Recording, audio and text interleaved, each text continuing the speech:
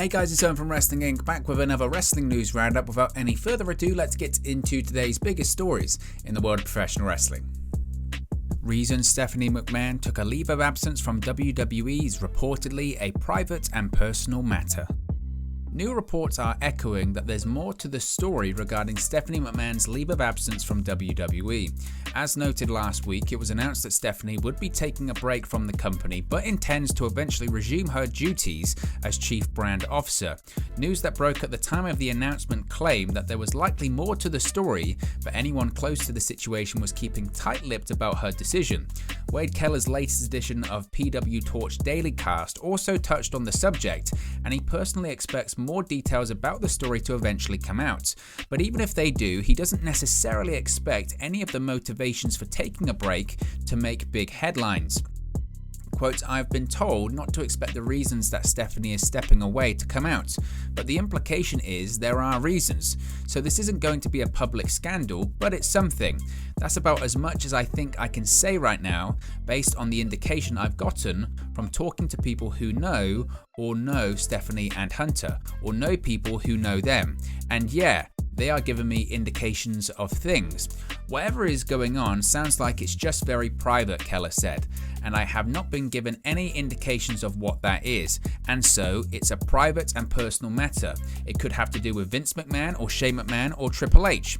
Dave Shearer at PW Insider says he has heard a number of stories explaining what led to the decision being made, but until he can confirm one of them, we only have the reasons WWE provided. Quote, I have heard a lot of stories, and frankly, until we can confirm them, I am not going to speculate, he writes. I don't think it's responsible or fair, to be quite frank. All I will say is, I do believe there is a lot more to it than we know right now.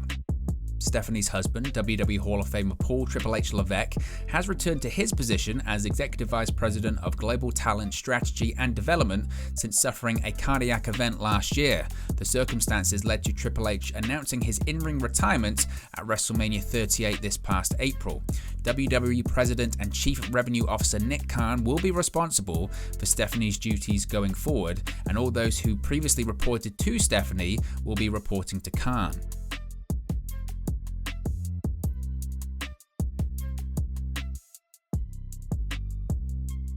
Backstage talk on how management feels about Sasha Banks and Naomi. While Sasha Banks and Naomi have received a lot of support online from fans and other wrestlers such as CM Punk, Mia Yim, Big Swole and Mickie James, not everyone feels that way. According to a report from WrestleVotes, it's the complete opposite with management. Sources reportedly told WrestleVotes that the situation with Banks and Naomi is only going to get worse before it gets any better. As noted last Monday, Banks and Naomi were scheduled to compete against 4 other stars to determine a challenger for the Raw Women's Championship. The 6-woman match never happened due to Banks and Naomi leaving the building long before the main event. Not only did Banks and Naomi refuse to work the match, but they also relinquished their women's tag team titles. Since the incident, WWE pulled Banks and Naomi's merchandise from the WWE shop website and removed them from the Then, Now and Forever graphic that plays before each WWE show.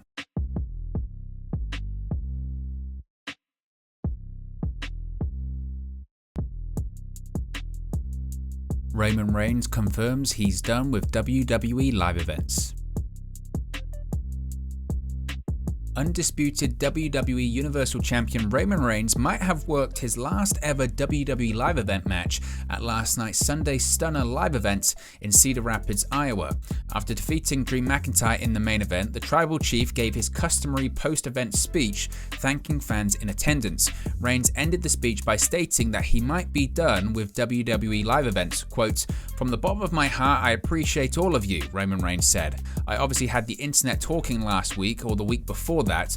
I'm not going to be doing many live events like these on Sundays going forward, so this could be my last one, end quote. Reigns is not advertised for next month's Hell in a Cell or for any of the upcoming live events and TV tapings until Money in the Bank on July 2nd. Thereafter, he's advertised for the July 22 SmackDown in Boston and the July 25 Raw in Madison Square Garden. Both those shows lead up to SummerSlam on July 30 in Nashville.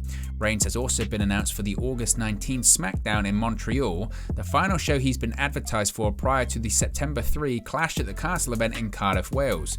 It should should be noted that WWE could always add Reigns to more TV dates in the lead up to the big 3 stadium shows through July to September. Reigns is rumoured to wrestle Riddle, Randy Orton and Drew McIntyre at those 3 stadium shows. Reigns reportedly signed a new WWE contract recently to allow him to work fewer dates going forward. Naomi removes WWE references from her Twitter account.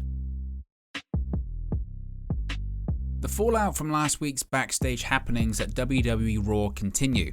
Over the past week, WWE has removed Sasha Banks and Naomi merchandise from WWE Shop, replaced them in the intro graphic to the shows, and deleted their Facebook pages. Now, one of the stars involved in the mix has altered her Twitter account. Yesterday, fans noticed that former SmackDown Women's Champion Naomi deleted all the references to WWE from her Twitter bio. Where the profile once read WWE Superstar Naomi #FeelTheGlow, it now focuses on links to her other social media pages. Quote, Instagram at Trinity_Fatu, TikTok at Trinity_Fatu0, she writes, though the handle of Naomi WWE remains the same at this point in time. This weekend's WWE SmackDown gave us the latest news on what will happen with the WWE Women's Tag Team titles after Banks and Naomi vacated them.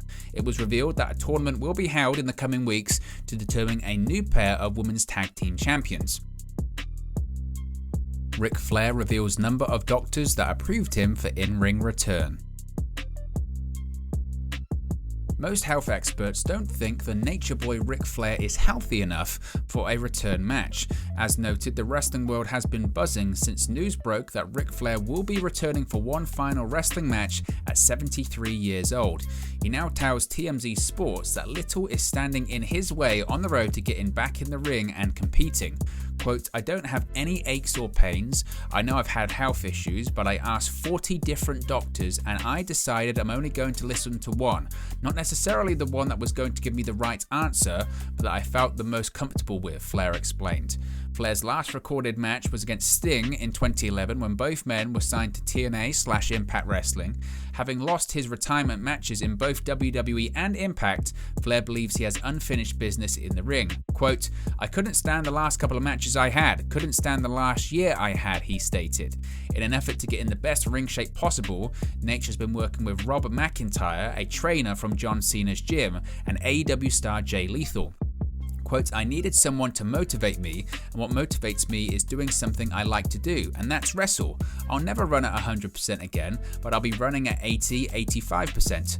Flair's final match takes place at Jim Crockett Promotions' StarCast event in Nashville, Tennessee on July 31st. The night before, there will be the Roast of Ric Flair event that will feature a soon-to-be-announced participants grilling Ric Flair to celebrate his career and success. Flair will cap off the event by returning the favour and roasting the participants involved.